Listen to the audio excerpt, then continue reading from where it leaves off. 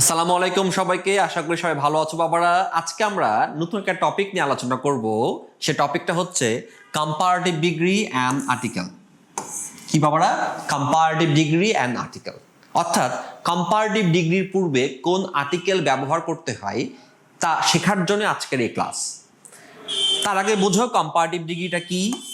আমরা কিন্তু সবাই জানি বিষয়টা বাবারা, যখন দুইটি নাউন অথবা প্রোনাউনের মধ্যে কম্পেয়ার করতে হয়, এই নাউন প্রোনাউনের মধ্যে দুইটি নাউন প্রোনাউনের মধ্যে কম্পেয়ার করার সময় অ্যাডজেক্টিভ অথবা অ্যাডভার্বের যে ফর্মগুলো ব্যবহার করতে হয় তাকে কিন্তু আমরা আলটিমেটলি কম্পারেটিভ ডিগ্রি বলি। ওকে বাবারা, এখন এই কম্পারেটিভ ডিগ্রির পূর্বে আসলে কোন আর্টিকেল বসবে তা শেখার জন্যই আজকে আমাদেরকে এই ক্লাসটা ভালো করে বুঝতে হবে এবং দেখতে হবে।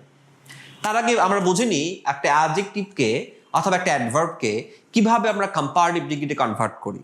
আমরা মনে রাখবো একটা অ্যাডজেক্টিভকে সাধারণত দুইভাবে কম্পারেটিভ ডিগ্রিতে কনভার্ট করা যায়। একটা অ্যাডজেক্টিভকে সাধারণত কয়ভাবে আমরা কম্পারেটিভ ডিগ্রিতে কনভার্ট করতে পারি বাবারা? সাধারণত দুইভাবে করতে পারি। প্রথমটা কি বাবারা, খেয়াল করো।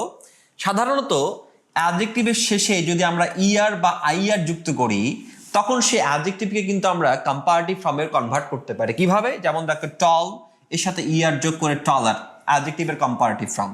হ্যাপি এর সাথে কিন্তু আইআর যোগ করে কি হয়েছে? হ্যাপিয়ার, এটা কিন্তু অ্যাডজেক্টিভের কম্পারেটিভ ফর্ম। তাহলে অ্যাডজেক্টিভের শেষে ইআর এবং আইআর যুক্ত করে আমরা কিন্তু আলটিমেটলি একটা অ্যাডজেক্টিভকে কম্পারেটিভ ফর্মে কনভার্ট করতে পারি। আর কিভাবে কনভার্ট করতে পারি? আমরা কিন্তু নর্মালি একটা অ্যাডজেক্টিভের পূর্বে মোর অথবা লেস যুক্ত করেও কিন্তু একটা অ্যাডজেক্টিভকে আমরা কম্পারেটিভ ফর্মে কনভার্ট করতে পারি। কিভাবে? যেমন দেখো, বিউটিফুল একে আমরা কি বলতে পারি? মোর বিউটিফুল বা লেস বিউটিফুল। অর্থাৎ যখন আমরা দেখব অ্যাডজেক্টিভের শেষে ইআর আইআর আছে অথবা অ্যাডজেক্টিভের পূর্বে মোর অথবা লেস আছে, তখন খুব সহজে আমরা বুঝতে পারবো যে এই অ্যাডজেক্টিভটা কিন্তু আলটিমেটলি কম্পারেটিভ ফর্মে আছে।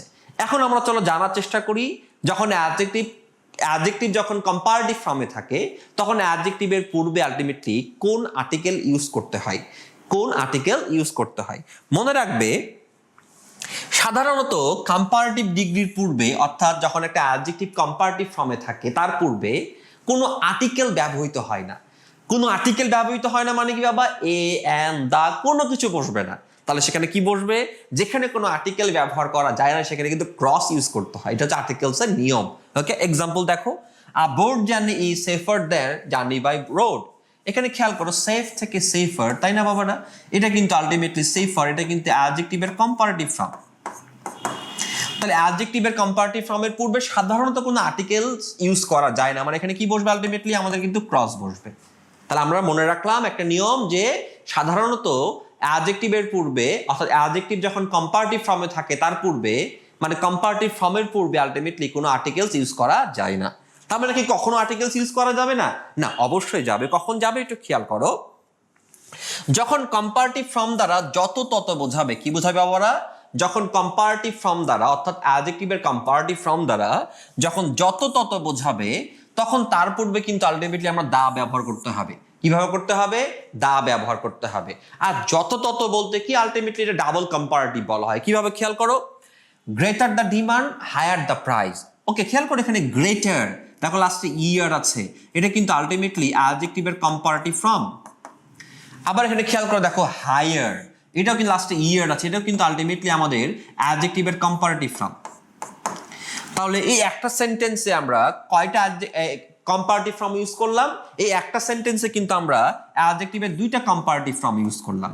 যখন একটা সেন্টেন্সে দুইটা কম্পারেটিভ ফর্ম ইউজ থাকে তখন এর বাংলা মিনিংটা অনেকটা যথাযথর মতন হয় এবং এটাকে আসলে ডাবল কম্পারেটিভ বলা হয়। অর্থাৎ যখন ডাবল কম্পারেটিভ থাকবে, যখন বাংলায় যত তত বোঝাবে, তখন কম্পারেটিভ ফর্ম হওয়ার সত্ত্বেও দুইটা কম্পারেটিভ ফর্মের পূর্বে আমাকে দা ইউজ করতে হবে। কিভাবে? খেয়াল করো, গ্রেটার দ্য ডিমান্ড, ডিমান্ড যত বাড়বে, হায়ার দ্য প্রাইস, দাম তত বাড়বে। তো এই যে যত তত মিনিংটা আসছে না, তাহলে আলটিমেটলি কিন্তু আমাদের যত তত মিনিং আসছে, তার মানে আমাকে এখানে আলটিমেটলি কম্পারেটিভ ফর্মের পূর্বে কিন্তু দা ইউজ করতে হবে। কি ইউজ করতে হবে বাবারা?